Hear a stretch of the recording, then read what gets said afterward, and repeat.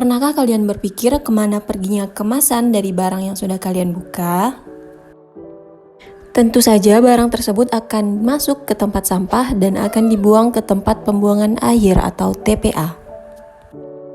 Namun, tahukah kalian jika beberapa tahun terakhir sampah di Indonesia sudah semakin merajalela bahkan sampai menggunung tinggi?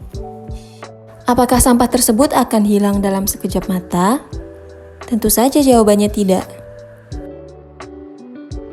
Apalagi banyak sampah yang laju penguraiannya sangat lama, bahkan ada yang tidak dapat terurai.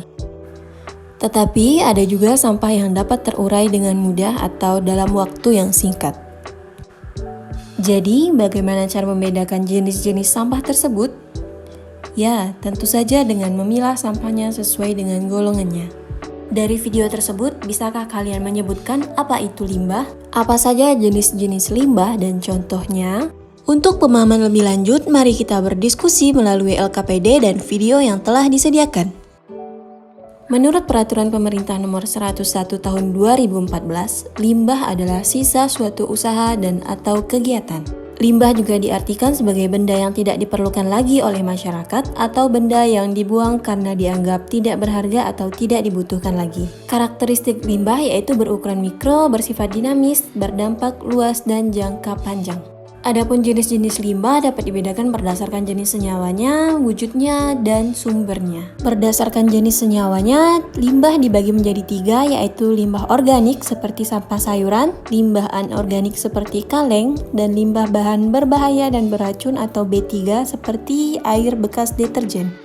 Berdasarkan wujudnya, limbah dibagi menjadi 3, yaitu limbah cair seperti air buangan pabrik, limbah padat seperti limbah pasar, dan limbah gas seperti hasil buangan knalpot kendaraan. Berdasarkan sumbernya, limbah dibedakan menjadi 4, yaitu limbah domestik seperti limbah rumah tangga, limbah industri seperti sisa buangan yang mengandung zat berbahaya, limbah pertanian seperti limbah amonia dari pupuk, dan limbah pertambangan seperti air yang tercemar merkuri atau air raksa dari pertambangan emas. Perhatikan kasus berikut untuk mengisi LKPD kalian.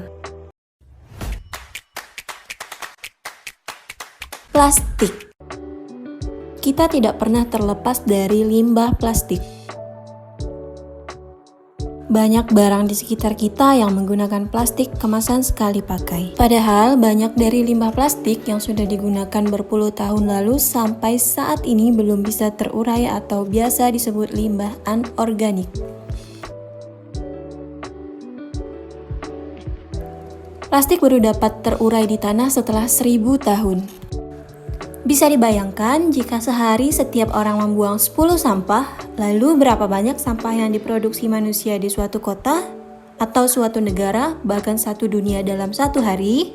Belum lagi sampah plastik yang dibuang ke sungai dan belum terurai dengan sempurna dan menimbulkan sampah baru seperti mikroplastik yang dapat masuk ke dalam tubuh makhluk hidup yang ada di dalam air.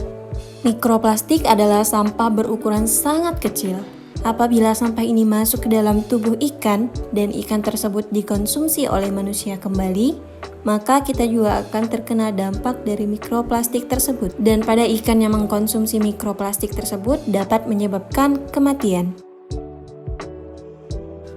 Diperlukan kesadaran dari diri individu itu sendiri untuk mengendalikan sampah yang semakin menggunung ini. Semua harus dimulai dari diri sendiri, dimulai dari menggunakan produk yang bisa dipakai berkali-kali seperti tas belanja dari kain untuk pengganti kantong belanja, menggunakan tumbler untuk pengganti minuman kemasan, dan membawa tempat bekal sendiri saat membeli di kantin. Mulailah dari diri sendiri dan di sekolahmu. Dari video tersebut, apa solusi yang bisa kamu buat untuk permasalahan yang sama di sekolahmu?